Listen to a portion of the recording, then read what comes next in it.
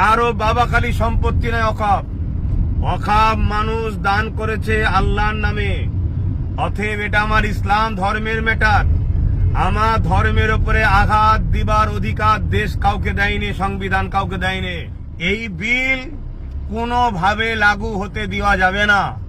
আর এই বিল যদি লাগু হয়ে যায়, দোদকে দোদকে মরার থেকে একেবারে মরে যাওয়া ভালো। তাই সময় আছে, চলুন। আমি ফার্স্টে আছি, আসুন না দেখি। বড় দুঃখ তো এটাই, যখন তাপ লাগে তখন তো লড়ে বসতে মন যায়। আপনার তো কিছু হয়নি। অনেক গাল দিয়েছেন দাদা হুজুরের আওলাদ নবীর খানদানকে, অনেক গাল দিয়েছেন। সেই দুঃখগুলো ভুলে যায়নি, কথাগুলো ভুলে যায়নি। সেকুলারের নামে যেসব রাজনীতির দলকে ভোট দিয়ে ক্ষমতায় এনেছি, তাদেরকে একটু বলুন না লড়ে চড়ে বসতে। আজকে পুরো দেশ জুড়ে ওয়াকফ সম্পদের যে বিল যদি পাশ করে ফেলে, আমার মুসলিম কম আমি বলছি, আমরা দিশেহারা তো এমনি হয়ে আছি, আরো দিশেহারা হয়ে যাব। আসসালামু আলাইকুম ওয়া রাহমাতুল্লাহি ওয়া বারাকাতুহু। দূরে কাছে যে যেখানেই আছেন, সকলের উদ্দেশ্যে একটা কথা। দেখুন, অনেকে আমায় ফোন করছে বা আমার পেজের অফিসে জানাচ্ছে যে আজকে পুরো দেশ জুড়ে, আমার মহান ভারতবর্ষে,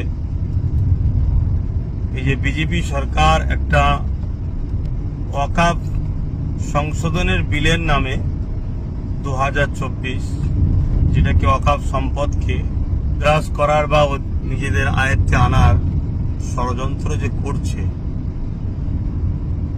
সেটাকে নিয়ে আমার বক্তব্য কি, আমার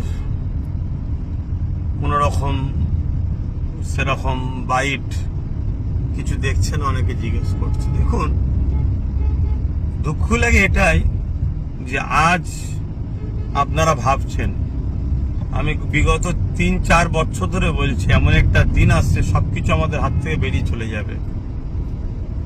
আমি তো ওয়াকফ সম্পত্তি নিয়ে কলিকাতা রাজপথ থেকে শুরু করে বাংলার অলিতে গলিতে 3-4 বছর ধরে আন্দোলন করছি যে ওয়াকফ সম্পত্তি এটা মুসলমানদের ব্যক্তিগত সম্পদ। এটা মানুষ দান করে মহান স্রষ্টা রব্বুল আলামিনের নামে। অতএব এটাকে কখনোই কোনো সরকারের হস্তান্তর হতে পারে না। কিন্তু আমরা বিগত দিন থেকে দেখে আসছি, প্রতিটা সরকারই যখন ক্ষমতায় আসি, ওয়াকফ সম্পত্তির কোটি কোটি টাকা তারা লুটপাট করে, সম্পদকে বিক্রি করে দেয়। তার বিরুদ্ধেও তো আন্দোলন করে আসছি। তাই আমি বারবার বলেছিলাম যে আসুন, ঐক্যবদ্ধ হন, সংগঠিত হন, নিজেদের সম্পদ নিজেরা দখল করুন, নিজেদের ধর্মীয় এটা বিষয় নিজেরা রাখুন, নিজেরা পরিচালনা করুন, নিজেরা এর তত্ত্বাবধান করুন। কিন্তু অনেকে তো আমাকে গালিগালাজ করেছিলেন, অনেক সমালোচনা করেছিলেন, অনেক কিছু বলেছিলেন। হ্যাঁ, আজকে আমার বাইট দেখতে পাচ্ছেন না, কিন্তু লক্ষ লক্ষ মানুষের কাছে আমার সংগঠনের মাধ্যম দিয়ে তাদেরকে এই যে আজকে 2024 ওয়াকফ সংশোধনীয় বিলের নামে বিজেপি সরকার যে সংবিধান বিরোধী যে বিল পাস করার জন্য ঘৃণা চক্রান্ত করছে, তার বিরুদ্ধে ফুরফুরা আহলে সুন্নাত ওয়াল জামাতের লক্ষ লক্ষ যুবকরা, বাপেরা মায়েদের দ্বারা আমরা বাড়ি বাড়ি গিয়ে আমাদের সংগঠনের মাধ্যম দিয়ে ওই স্ক্যান করে, যেটা মুসলিম পার্সোনাল ল বোর্ড চেয়েছে, পাটাবাদ যে ব্যবস্থা করতে বলেছে, সে কাজ অলরেডি আমাদের চলছে।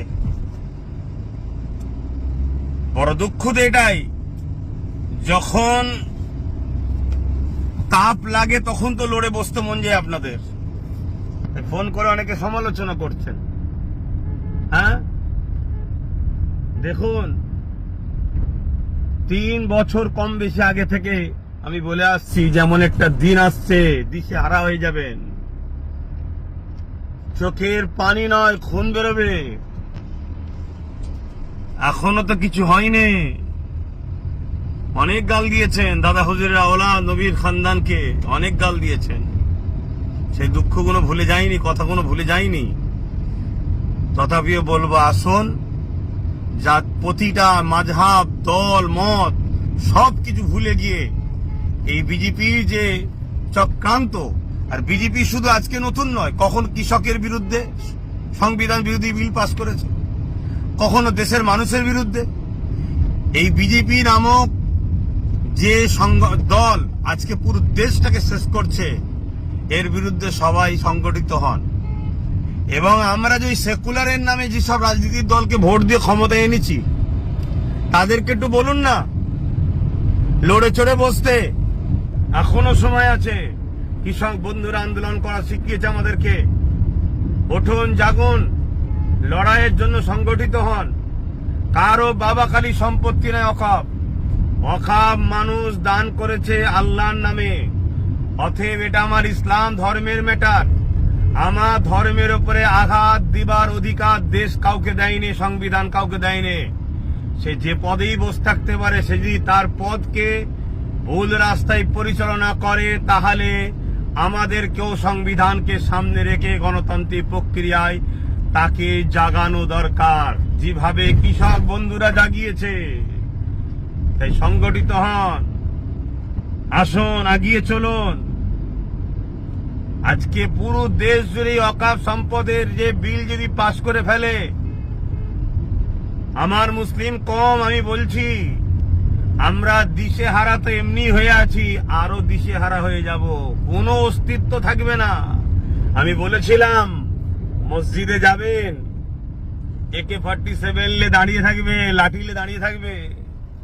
সেটা করতে চাইছে মসজিদ কমিটি, মাদ্রাসা কমিটি, বিভিন্ন কমিটিতে, কবরস্থান কমিটি, সব কমিটির মধ্যে সরকার তার আমলাকে নিযুক্ত করবে, সম্পদকে হস্তক্ষেপ করবে, তাদের আইনকে প্রয়োগ করাবে। আপনার ধর্মীয় স্বাধীনতা শেষ হয়ে যাবে। এই যে অত্যাচার, এতে মুসলিম অস্তিত্ব তথা ইসলামকে মিটাবার একটা ঘৃণার চক্রান্ত বিজেপি সরকার নিচ্ছে।